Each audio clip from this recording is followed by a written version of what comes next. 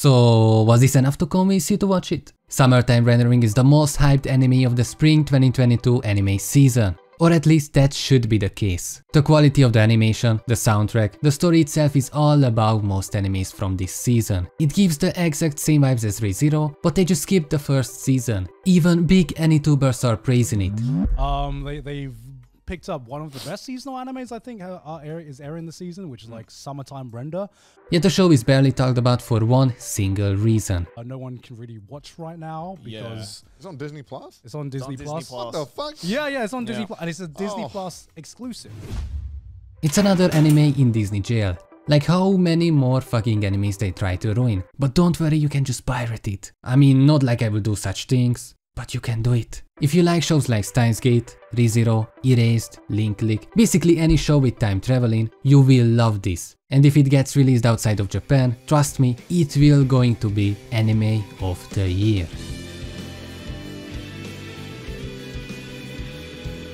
Our main character, Ajiro Shinpei, returns to his hometown to the Hitoka Island for the first time in 2 years, where he lived with his parents, but after their death, was adopted by the Kofune family. He lived in Tokyo for 2 years, but after the sudden news that his childhood friend Ushio Kofune died in an accident, he returned to the island.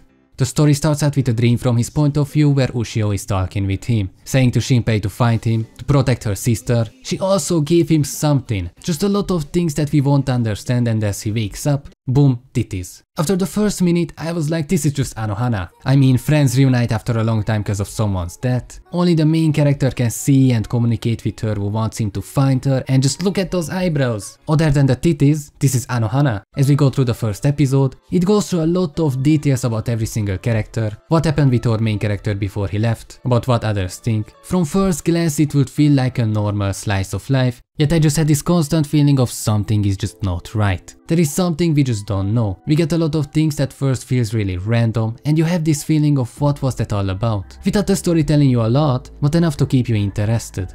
Like the dream at the start, that Mio randomly just diving straight into the ocean. It's a slow start, but we get introduced to a lot of people's theories. That Ushio's death wasn't an accident, that there is a mark on her neck, that she's seen herself before she died. About the legends of the shadows who can copy anyone's body, and that seeing one is death itself. That it will hunt you down and kill you. But one of the biggest thing you notice is that throughout the whole episode, the story is told from the main character's point of view, while also including a heavy inner monologue to help the viewers understand what Shinpei is going through and how his thought process goes. We won't know more or less than him, which makes us really connected to the main character. Everything is really chill throughout the episode, you get really invested into the mystery side of it, you want to know what happened, and then last minute it just hits you with the most unexpected shit.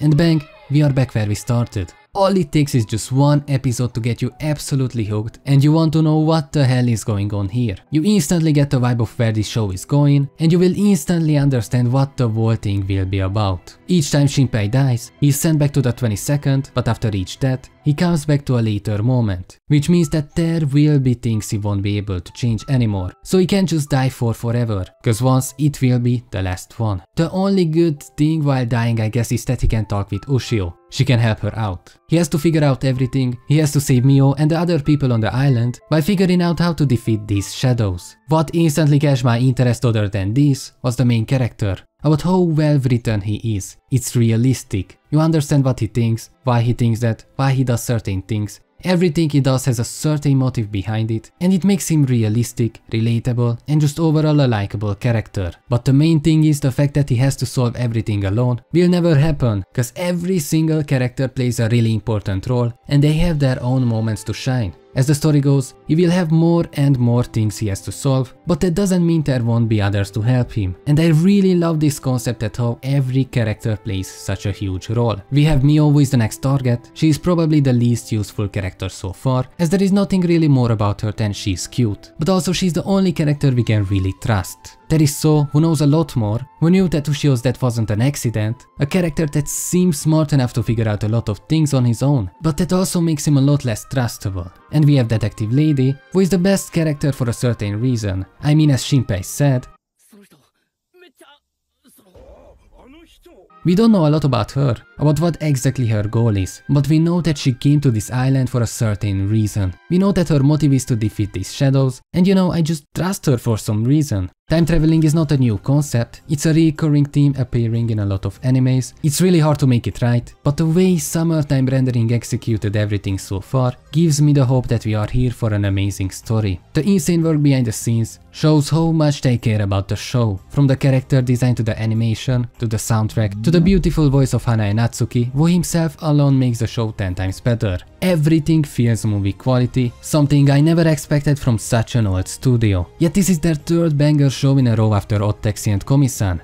The author of the manga is also working with the studio itself to fix all the mistakes he done in the manga, rewriting a fairly huge chunk of it. I mean, at this point, who wouldn't believe that they want to make the best possible show? If you love mystery, horror or time traveling, just give this show a chance. And also, you know, subscribe, like, the usual stuff. If you want to hear about another good anime from this season, just click on the video on the left of the screen.